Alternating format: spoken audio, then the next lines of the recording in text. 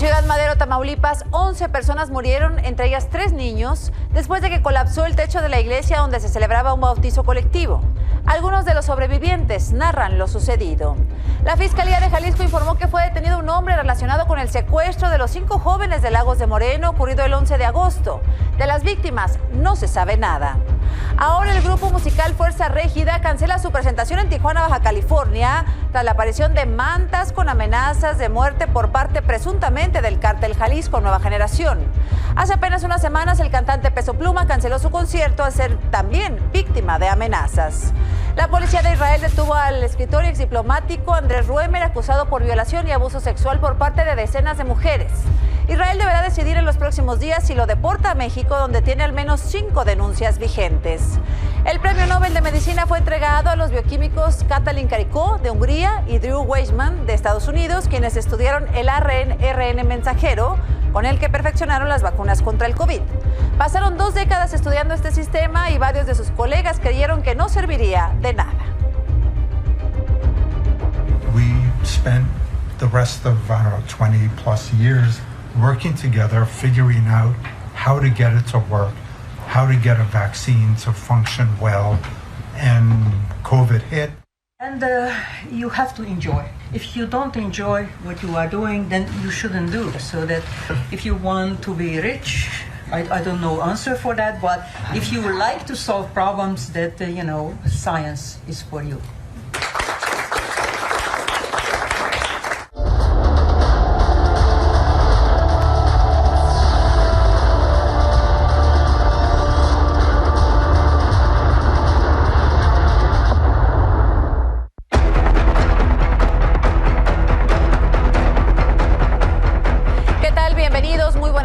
Y como siempre, gracias por acompañarnos. Hace unos momentos, la Fiscalía de Jalisco informó que fue detenido un sujeto identificado como Rogelio N., implicado en el secuestro en Lagos de Moreno de Uriel, Diego, Roberto, Dante, Jaime, ocurrido el 11 de agosto. A través de un comunicado, la Fiscalía informó que el hombre, quien ya se encuentra a disposición de un juez, fue detenido en un operativo luego de que se obtuvo una orden de aprehensión en su contra por los delitos de desaparición cometida por particulares y delitos vinculados con la desaparición de personas. Le digo, de los muchachos no se sabe nada. Tampoco se sabe nada de Adrián Cid Pérez, uno de los 3 encuestadores de Morena secuestrados el sábado en el municipio de Juárez, Chiapas. Las otras 2 víctimas, Cristian Landa y José Luis Jiménez, fueron encontrados muertos el domingo. La autoridad no ha informado sobre el caso.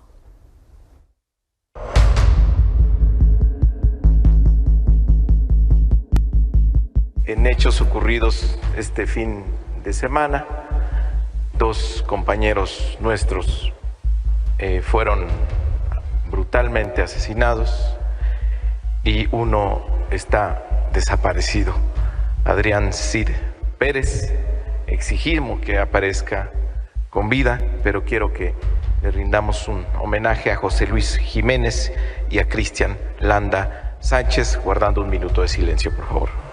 Los encuestadores de Morena, Adrián Cid Pérez, Cristian Landa Sánchez y José Luis Jiménez, fueron secuestrados la madrugada del sábado. Hombres armados los sacaron por la fuerza del Hotel San Benito, ubicado en el municipio de Juárez, Chiapas, junto a 2 compañeras que soltaron poco después cerca del mercado municipal. Ayer, los cuerpos de Cristian y José Luis fueron encontrados con señas de tortura sobre la carretera Chontalpa-Malpasito, en el municipio de Huimanguillo, Tabasco.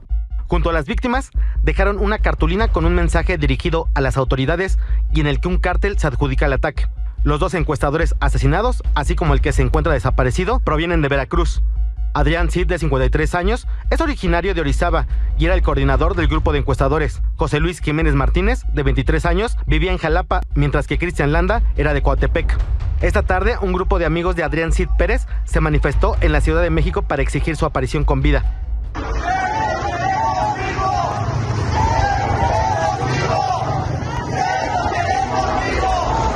Mientras tanto, la presidenta del Consejo Estatal de Morena en Veracruz, Doreni Cayetano, informó que se reforzarán las medidas de seguridad entre los encuestadores del partido, aunque aseguró que se trató de un hecho aislado.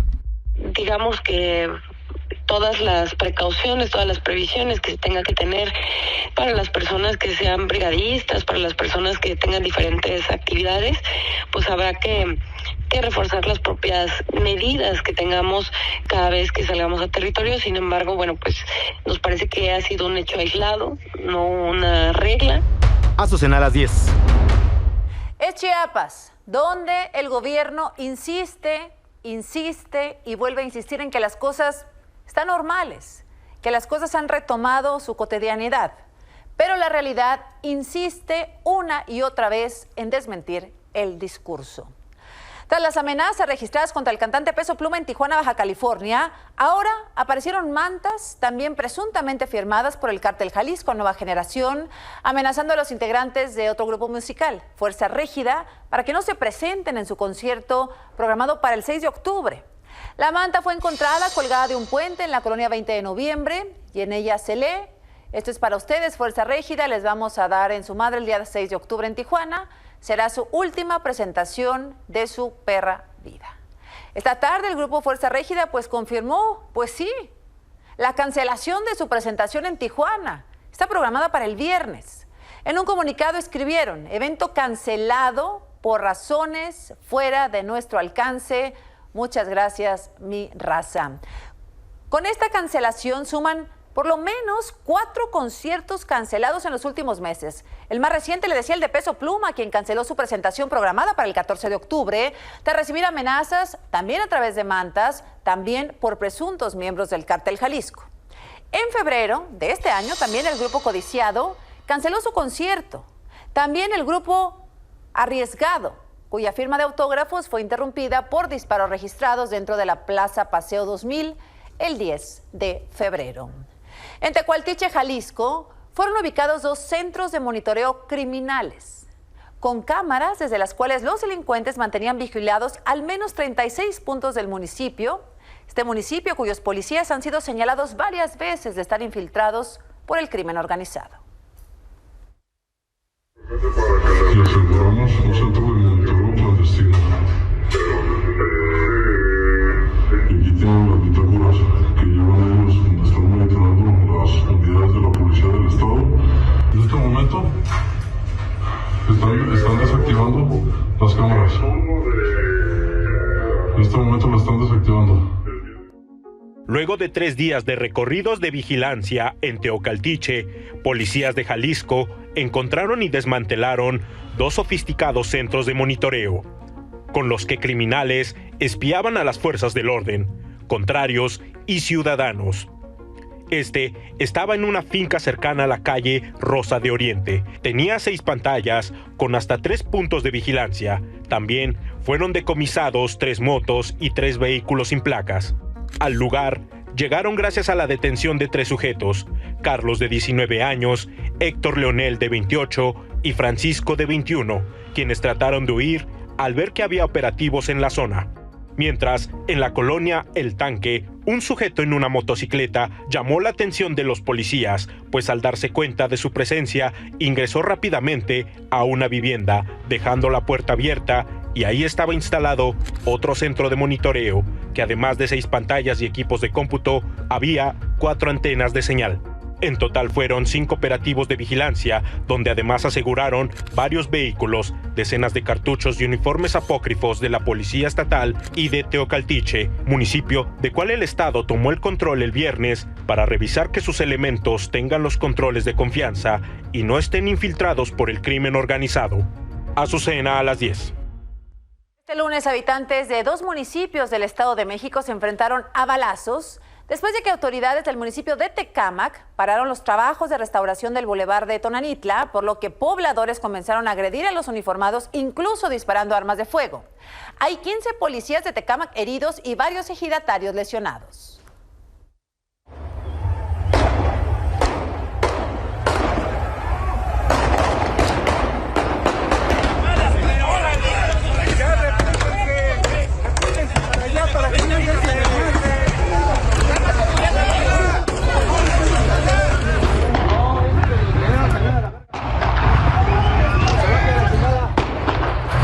Le dieron la orden de replegarnos a balazos.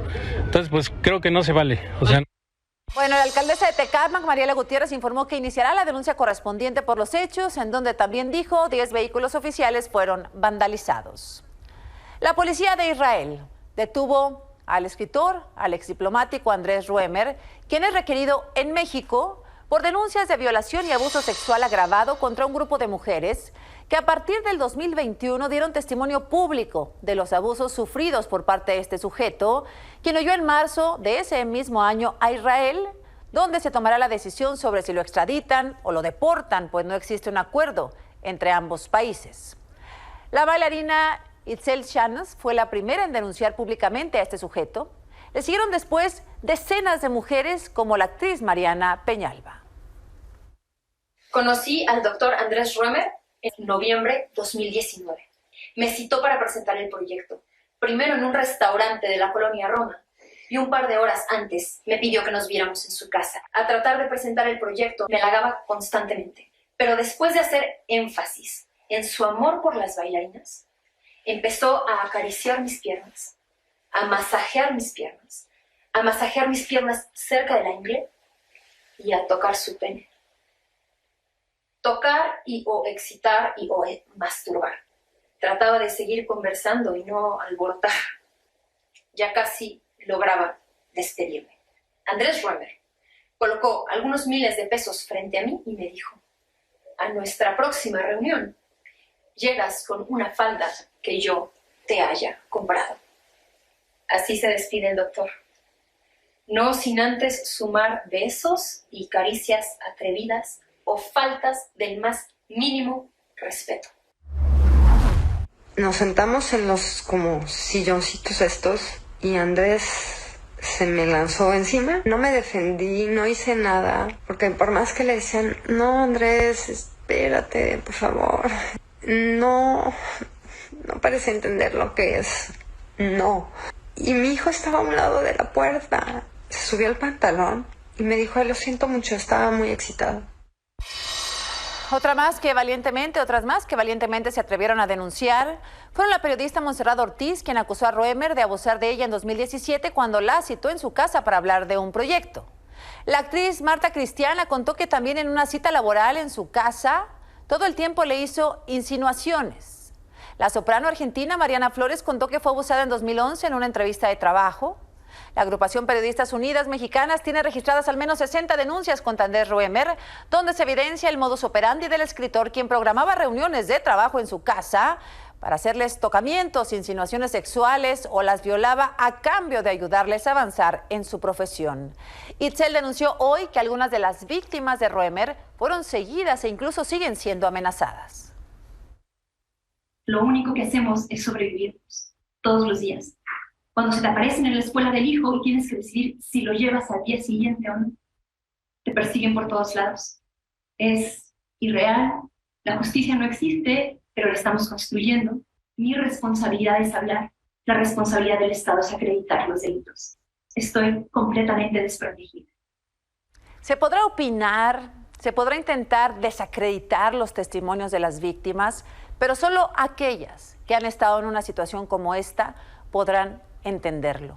Podrán entender la presión que significa que un sujeto en ese momento famoso, poderoso, protegido por algunos círculos académicos, se atreviera a citarte en su casa, a cambiar un asunto sexual por tu profesión y a tener que quedarte callado durante tanto tiempo. No se puede juzgar en el presente, se tiene que juzgar en el contexto pasado, se tiene que entender y empatizar con las víctimas. Quien lo haya entendido, entiende perfectamente la presión, el acoso y lo que puede tener como consecuencia de vida para las víctimas que denuncian. Valientemente, ellas sí lo hicieron. Ayer en plena misa, durante un bautizo colectivo, se derrumbó el techo de la parroquia de la Santa Cruz, ubicada en Ciudad Madero, Tamaulipas. Bajo los escombros quedaron decenas de personas, 11 murieron, entre ellas 3 niños. Algunos de los sobrevivientes narraron cómo en cuestión de segundos todo se vino abajo.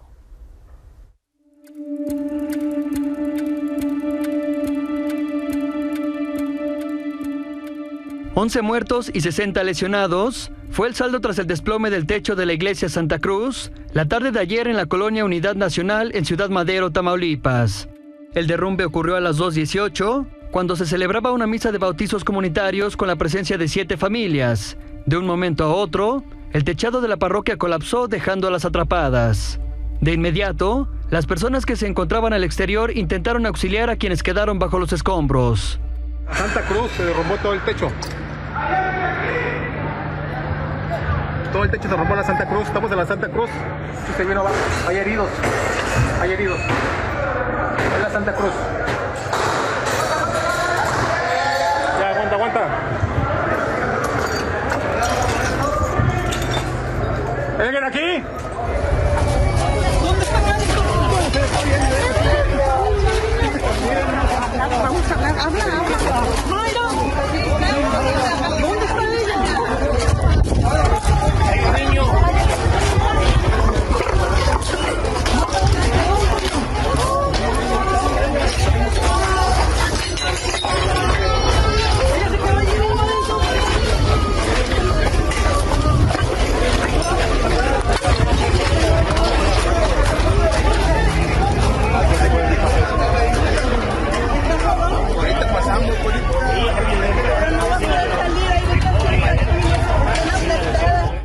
Minutos después arribaron bomberos y personal de protección civil para continuar con las labores de rescate. Estaba atrapada, lo acaban de rescatar. Hagan espacio, por favor, de aquel lado. Es una niña. La búsqueda se prolongó durante toda la noche y hoy cerca del mediodía se informó que ya no había personas al interior, por lo que se comenzó con los trabajos de remoción. Hasta esta tarde, 13 personas continuaban hospitalizadas, 2 de ellas en terapia intensiva, incluida una menor de edad. La Secretaría de Salud Estatal confirmó la muerte de la pareja de médicos Juan Carlos Cadenas y Briana Rodríguez, además de su hijo Mauricio, de tan solo 8 años. También se confirmó el deceso de Marta Patricia Pérez Martínez, directora de la escuela primaria Profesor Lorenzo Sánchez en Altamira, y de la maestra Flor Gisela Ruiz, de la primaria Germán Harris Fleischmann de Tampico. Estamos de luto porque perdimos a una compañera. Lamentamos mucho la pérdida que tenemos de ella. Apenas el viernes, una mujer compartió un video grabado durante una misa en la misma iglesia, ya que le llamó la atención que la losa estuviera recién pintada, además de que le extrañó que el techo no tuviese castillos para sostenerlo.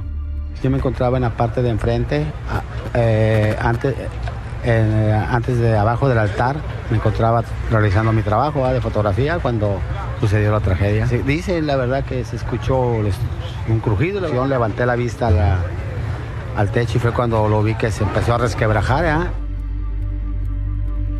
Azucena a las 10. ¿Qué pasó? ¿Quiénes son los responsables? Porque evidentemente aquí hay que deslindar responsabilidades. Esto debió prevenirse. Porque si bien es cierto, la mayoría coincide en que no tuvieron sospecha de que algo así pudiera pasar, también es verdad que no se ha informado cuándo fue la más reciente revisión estructural y eléctrica del inmueble. Esta tarde, Luis Gerardo González, coordinador de Protección Civil de Tamaulipas, me dijo que por ley este tipo de revisiones se debe hacer cada 5 años, pero que el reporte más reciente apunta que tienen una revisión visual del 2020.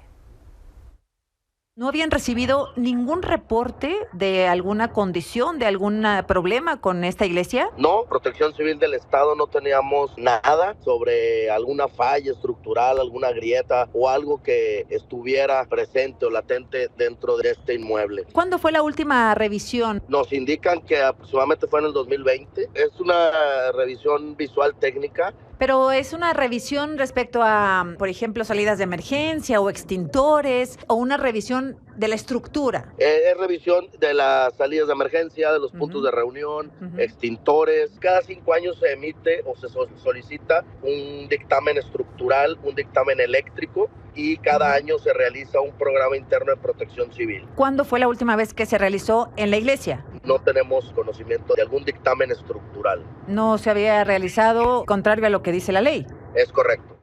Cada 5 años, ¿dónde está? ¿Dónde está la revisión estructural? No visual, no de salidas de emergencia, que también importa, de rampas, de detectores de humo, es un espacio público, es un inmueble público. ¿Dónde está esa revisión estructural de por lo menos hace 5 años? También me dijo que hace poco, el director de Protección Civil me dijo que hace poco en el templo cambiaron los aires acondicionados, lo que podría, solo como una hipótesis, podría haber afectado la estructura, lo que el padre Ángel Vargas descartó, aunque sí confirmó que este cambio de equipo se dio hace aproximadamente 1 año y medio.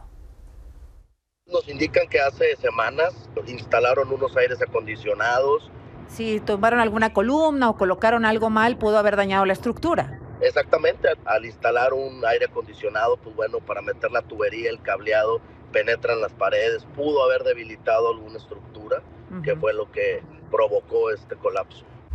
Padre, ¿fue así? Los aires acondicionados se pusieron de manera, digamos, interna bajo una estructura separada del templo. Cuando nosotros cambiamos los aires, pusimos estos tipos, ahora piso-techo que se llaman, lo que hicimos fue retirar esa estructura y poner los nuevos aires. ¿Cuándo fue esto, padre? Hace 1 año y medio, una cosa de esta. ¿Usted tiene la referencia de hace cuánto fue la última revisión estructural y eléctrica del inmueble? No lo tengo. ¿Qué pasó? ¿Quién vigilaba? ¿Quién dejó de hacer su trabajo? De hecho, si lo que dijo el alcalde de Ciudad Madero, Adriano Ceguera, con mi compañero Carlos Zúñiga es cierto, hay una falta evidente a la ley. Pues informó que una revisión estructural se llevó a cabo hace 13 años. Es una iglesia que tenía 40 años. No presentaba ningún deterioro. El padre que tiene aquí ofreciendo las misas lleva 3 años y nunca presentó algún desgaste, que en el 2010, el último reporte que me dan, se le dio mantenimiento. Nunca había sucedido un hecho así. Pero sí había sucedido, porque justamente el 9 de enero del 2010, en el mismo municipio, colapsó el techo de otra parroquia, la parroquia de Nuestra Señora del Sagrado Corazón, ubicada en la colonia Obrera, unos 4 kilómetros de la iglesia que colapsó ayer.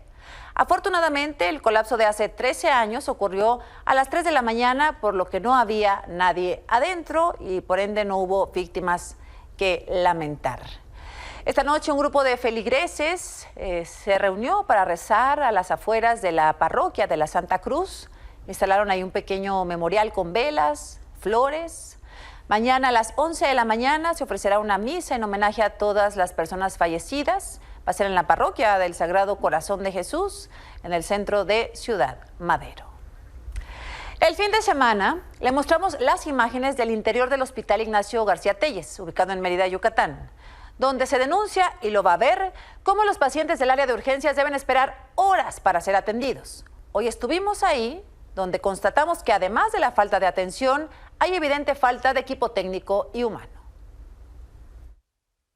En la clínica T1 del Seguro Social, así permanecen los enfermos sentados toda la noche, quejándose porque no pueden dormir por días enteros. Hace 3 días que están aquí, la ropa rota, la gente inconforme, pero el Tren Maya de lujo y de primera categoría. Es el reclamo de los derechohabientes del Hospital Ignacio García Telles de la T1 en Mérida, Yucatán, quienes tienen que esperar por atención médica en los pasillos, sentados en bancas ante la falta de espacio y camillas en urgencias. En un video difundido el fin de semana evidenciaron las precarias condiciones en las que están los pacientes, en su mayoría adultos mayores, que esperan por horas y a veces hasta días en los pasillos, incluso después de ser ingresados. Papás se tardaron, ya llevo 1 semana aquí y se tardó más de 1 semana en sí. De hecho, a él le pidieron su hoja para que le consigan una cama rápido y apenas anoche le asignaron una cama. Mi familiar está aquí desde el sábado en la tarde y hasta el día de hoy todavía no pasa camilla, o sea, sigue sentado. Y tienen problema pues de salud que no debe estar sentado. Pues ahí lo tienen con su suero agarrado. Los pacientes también sufren la falta de insumos hospitalarios y tienen que arriesgarse a subir por las escaleras debido a que el elevador no sirve. Faltan camas, faltan batas, faltan sábanas, atención médica. A lo que se suma la mala atención, que aseguran orilló a un paciente a huir. El hombre salió del hospital rompiendo una ventana completamente desnudo y sin que nadie lo detuviera. Después fue captado deambulando por las calles. Los derechohabientes exigen al gobernador Mauricio Vila la mejora de las condiciones del hospital, ya que hasta los familiares de los pacientes esperan en la calle, aun cuando llueve, por no haber instalaciones adecuadas. Vean, un médico para toda esta gente, no hay una enfermera para todos. ¡Qué barbaridad! Señor Vila, atienda esta petición. Con información de Claudia Arriaga y con imágenes de Jorge Pérez, Azucena a las 10. acudimos a ver y esto es lo que encontramos. Esta mañana se volcó una pipa cargada con cloro sobre la autopista México-Pachuca, a la altura de Tecámac, en el Estado de México, después de chocar contra un auto que perdió el control. Las imágenes que va a ver fueron grabadas por la cámara de seguridad de la pipa.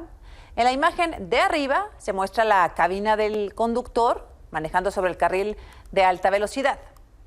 En la imagen de abajo se ve cuando un auto blanco rebasa un camión repartidor por el acotamiento, pero debido a la alta velocidad, al intentar reincorporarse al carril izquierdo, el conductor no lo logra, el auto se dispara hasta el carril de alta velocidad y al intentar recuperar el control se atraviesa frente a la pipa y termina abajo de ella y la pipa se voltea.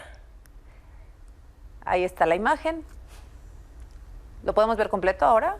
El conductor del vehículo blanco murió y el chofer de la pipa fue detenido mientras se deslindan responsabilidades. Aquí está el video.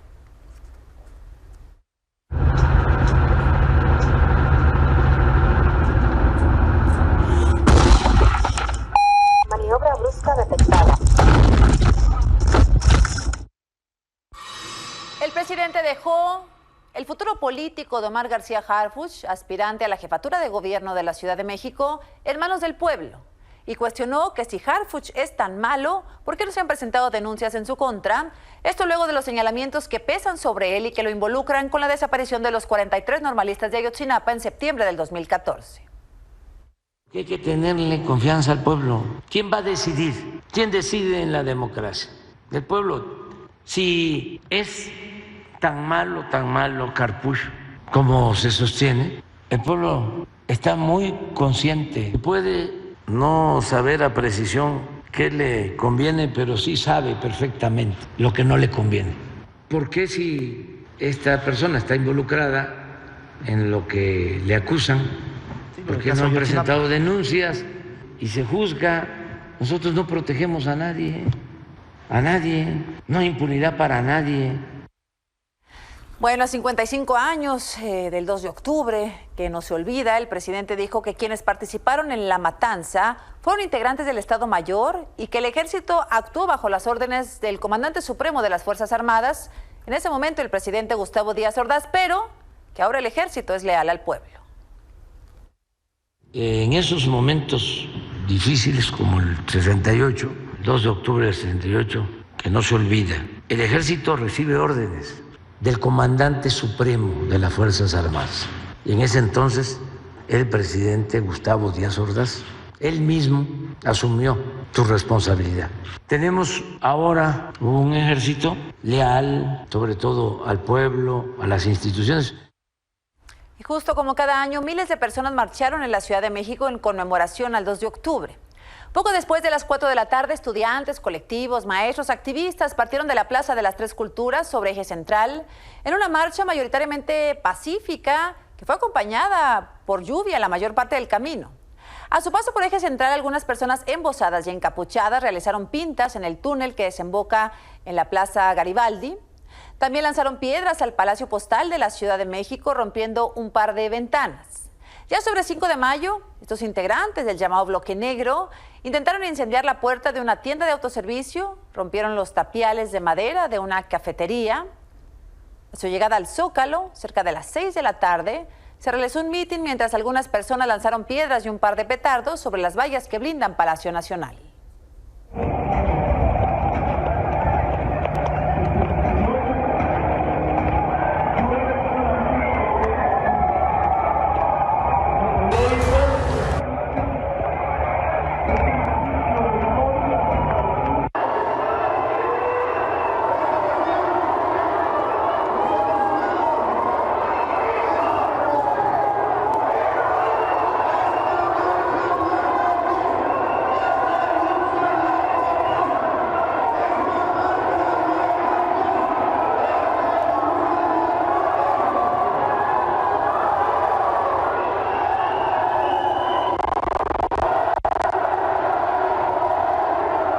La conmemoración del 2 de octubre fue aprovechada por la aspirante presidencial Claudia Sheinbaum, que en el aniversario número 12 de la creación del partido de Morena, dijo que ganar en 2024 sería un homenaje a los mártires de Tlatelolco. El mejor homenaje que podemos hacerle a muchos y muchas de los que perdieron la vida luchando por la justicia, que perdieron la vida en el 68 y después, el mejor homenaje que podamos hacer ahora es ganar el 2024. Pero no solo la presidencia, el plan C. Ganar las 2/3 partes de la Cámara de Senadores, de Diputados, las gubernaturas, las presidencias municipales. Tiene que cambiar el Poder Judicial. ¿Se puede o no se puede? Sí se puede, sí se puede. En unidad, compañeros. La unidad está en la lucha, la unidad está en la acción. La unidad es con el pueblo y para la transformación. Bueno, la aspirante presidencial de la oposición, Xochitl Gálvez, que con estas declaraciones describió: una más de tus insensibilidades, Claudia Sheinbaum, no te equivoques, el mejor homenaje es castigar a responsables, entre ellos Manuel Bartlett, Ignacio Ovalle, antiguos echeverristas que pertenecen al gobierno al que planeas darle continuidad. Con las víctimas no se lucra, se hace justicia. Esta mañana el presidente volvió a arremeter contra algunos miembros del Partido Republicano quienes han señalado al gobierno de México por no combatir la crisis del fentanilo. Quienes más están utilizando ahora el tema migratorio y el tema del fentanilo para acusar a México son republicanos. Son tan chuecos que lo único que hacen es voltear a ver hacia México y culparnos a nosotros. Son expertos, especialistas en ver la paja en el ojo ajeno y no la viga en el propio. Políticos sin principios, sin ideales, deshonestos, oportunistas. En este contexto, se dará en los próximos días una reunión de alto nivel con funcionarios de Estados Unidos, con quienes se prevé se toquen temas como la migración y el tráfico de fentanilo, asuntos que han generado una constante confrontación. Por lo pronto, hoy el presidente se reunió con una delegación de funcionarios estadounidenses, con los que, según dijo, tuvo una larga e interesante conversación sobre nuevas inversiones y la creación de empleos. Por cierto, más de 5 meses de que el presidente hizo un llamado a sus colaboradores a que no le tomaran ni siquiera una llamada a los ministros de la Corte, hoy la consejera jurídica de la presidencia visitó la sede del Poder Judicial, estuvo ahí 1 hora aproximadamente y dijo que solo fue a saludarles. Les dije, ni les contesten el teléfono, ni les contesten el teléfono. Porque ayer tenía un desayuno la secretaria de Seguridad Pública con la presidenta de la Corte. Entonces cuando me enteré y les dije, no quiero ningún enjuague, ya no es el tiempo de antes, porque quiero enviar la iniciativa de reforma a la Constitución, porque quiero que sea el pueblo el que decida. Consejera, ¿algún tema en específico que vaya a tratar con los ministros? Ninguno, nada más con el gusto de venir a saludarlos. ¿Qué temas hay pendientes de la presidencia? Muchos. ¿Cómo cuál? A ver, dame chance. Pues ninguno. Muchos y ninguno. Consejera, buenas tardes. El presidente había instruido a no tomar llamada a los ministros. ¿Se reanuda con esto la relación con la Suprema Corte? Pero ¿se reanuda la relación? Ninguna. Ninguna, dice la consejera de la presidencia. Con 8 votos a favor y 2 en contra, la Suprema Corte ordenó al Congreso nombrar a 2 de los 3 comisionados del INAI que faltan, que los nombren, dicen, antes del 15 de diciembre, cuando termine el periodo de sesiones. La mayoría avaló el proyecto del ministro Juan Luis González Alcántara Carrancá, quien señaló que el Senado incurrió en una omisión por no realizar los nombramientos. A favor votaron Javier Lainez, Alberto Pérez Dayán, Margarita Ríos Farjat, Alberto Gutiérrez Ortiz Mena, Luis María Aguilar, Jorge Mario Pardo Rebolledo y la ministra presidenta Norma Piña. En contra, bueno, pues las ministras Loreta Ortiz, Yasmín Esquivel y el ministro Arturo Saldívar simplemente se ausentó de la sesión. La comisionada presidenta del INAI, Blanca Lila Ibarra, celebró la decisión de la Corte, asegurando que es una determinación importante que permitirá continuar cumpliendo el mandato constitucional encomendado de manera plena. En atención a las instrucciones del presidente Andrés Manuel López Obrador y de la canciller Alicia Bárcena Ibarra, la Secretaría de Relaciones Exteriores informa hace algunos momentos en un comunicado que el día 1 de octubre el ciudadano mexicano Andrés Ruemer fue detenido por la policía de Israel con fines de extradición a solicitud del gobierno mexicano. La autoridad que requiere al ciudadano Ruemer es la Fiscalía de Justicia de la Ciudad de México.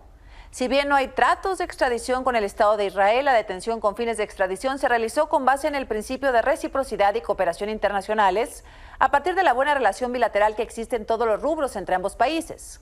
El Gobierno de México, a través de la Secretaría, agradece la reciprocidad recibida por parte del Estado de Israel y reitera que continuará dando seguimiento y cumplimiento puntual a los demás casos pendientes de esta nación. Así se formaliza, como ya había dicho el presidente López Obrador temprano, la solicitud a Israel de la extradición a México de Andrés Roemer.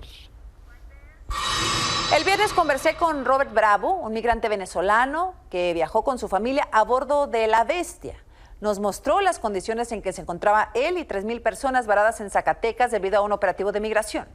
Este lunes, luego de más de 100 horas, llegaron a Ciudad Juárez, Chihuahua. Con videos que él mismo grabó y narró, nos mostró cómo vivieron este viacrucis.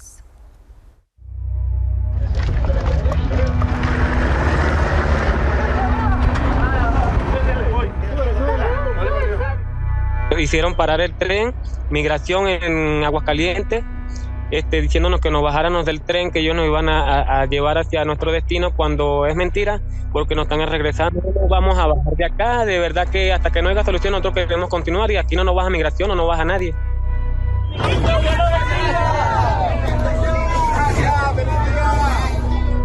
Luego de pasar más de 50 horas varados en Zacatecas, Robert Bravo, de origen venezolano, y otros 3,000 migrantes partieron en un tren de Ferromex rumbo a Coahuila. Resistieron 2 noches arriba de los vagones hasta que Migración les permitió seguir su camino. Aquí estamos desde Torreón, con la gente en el tren, ya ves, aquí vamos, con la fe puesta en Dios, que Dios es el que lo puede todo. Al llegar a Torreón, ya los esperaban elementos del Instituto Nacional de Migración y del Ejército Mexicano. Otra vez, el tren fue detenido. ¡No lo pueden tocar! Estoy grabando. No lo pueden tocar. Ahí lo estamos grabando. No lo pueden tocar. Déjenlo quieto. Túbanse. No lo pueden tocar. No tienen derecho a tocar a nadie. Nosotros no le estamos haciendo daño a nadie. Montarse en el tren es una costumbre de los inmigrantes. Y toda costumbre en cualquier país se vuelve ley. Habíamos más o menos como 3,000 personas. Ahora somos como 6,000. Porque aquí en Torreón ya habían personas esperando el tren, ya el tren va a arrancar, pero esto es demasiada gente, señores, demasiada gente, es algo impresionante. Esta mañana llegaron a Ciudad Juárez, Chihuahua, una de las últimas paradas tras casi 100 horas de haber abordado el tren en Zacatecas. La postal se repitió. Con información de Ángel Martínez, Azucena a las 10. Ya esta es la tercera vez que nos paran en el camino. Que bajen del tren, que están corriendo riesgo ahí arriba.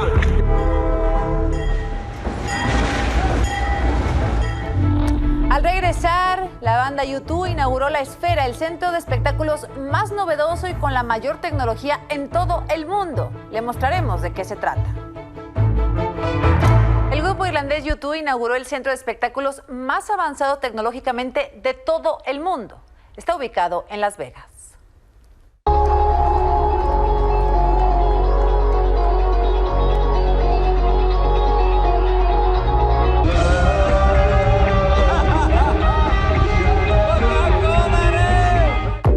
Viernes la banda U2 se presentó ante más de 18,500 personas en la inauguración de la MSG Sphere en Las Vegas, un escenario que mide 112 metros de altura por 157 metros de ancho.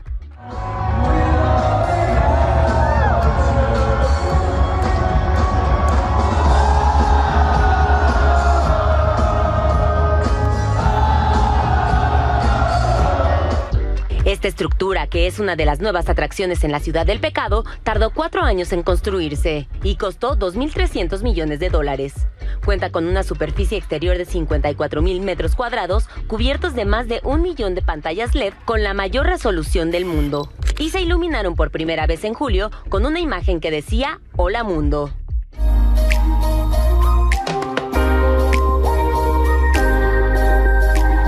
Desde entonces, no ha dejado de sorprender con sus proyecciones. Además, cuenta con 167,000 altavoces, creando un sonido envolvente.